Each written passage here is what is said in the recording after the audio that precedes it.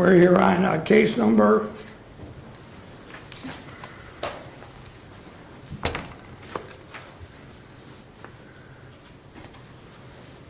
676-363, State of Ohio versus Leander Bissell.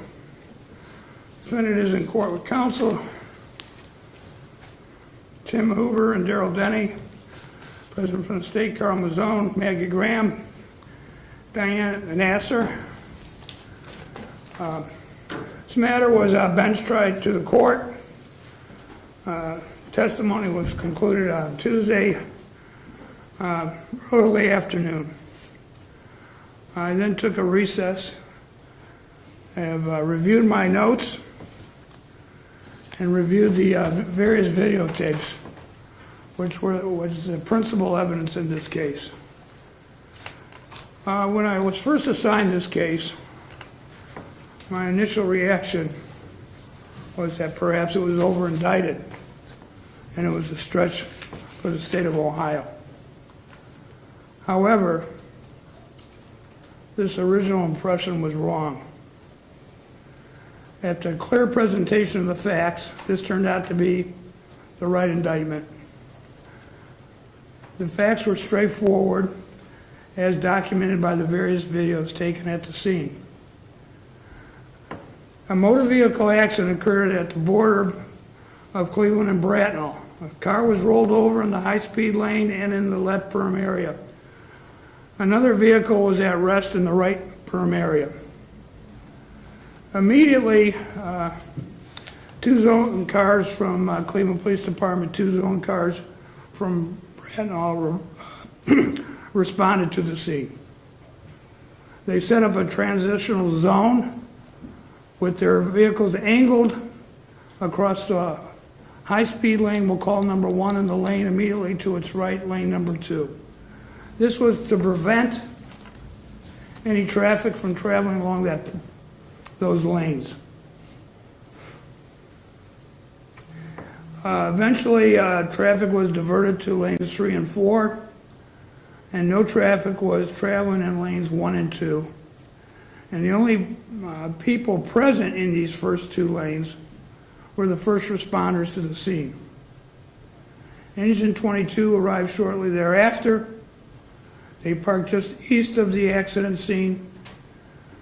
Firefighter Tetrick, as was his responsibility and duty, went to the right berm area to check on.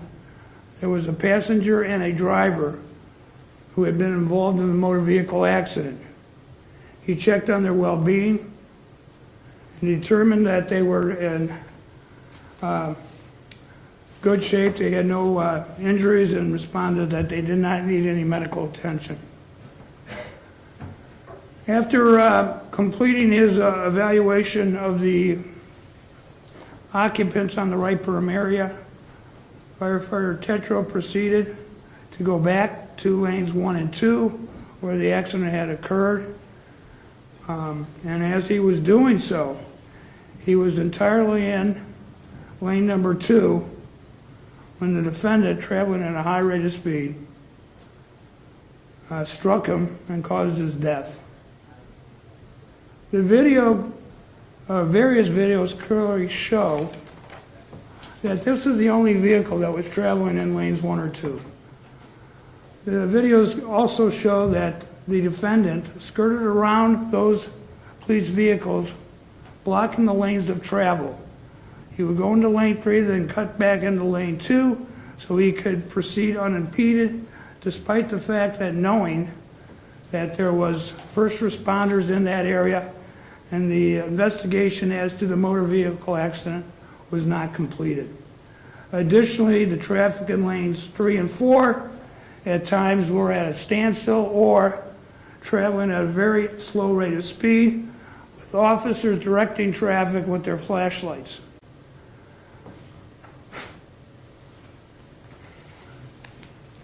Much was made about the element of knowledge in this case, that the defendant did not knowingly cause the death of Johnny Tetrick. Under Ohio law, A person acts knowingly regardless of his purpose when he is aware that his conduct will probably cause a certain result or will probably be of a certain nature.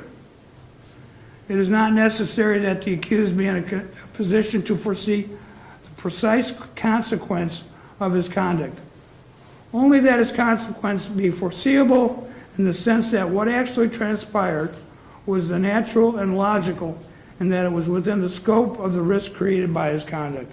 This is exactly what happened in this case. Traffic should not have been in lane 1 and 2. First responders were there providing accident investigation, cleanup, and medical assistance. There was no reason for the defendant to be traveling in that lane of travel.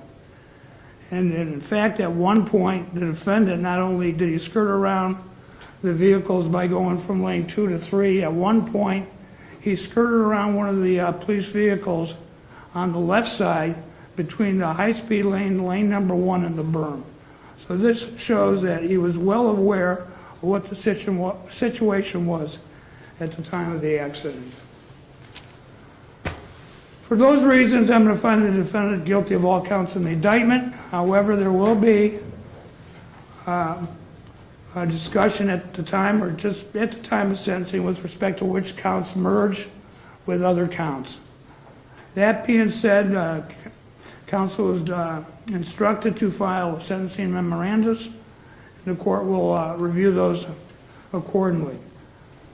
In the interim, however, the court finds that the defendant is guilty of count 1, felony murder, with a forfeiture specification, counts 2 and 3, felonious assault, count 4, involuntary manslaughter, count 5, failure to comply, count 6, aggravated vehicular homicide, and count 7, failure to stop after an accident.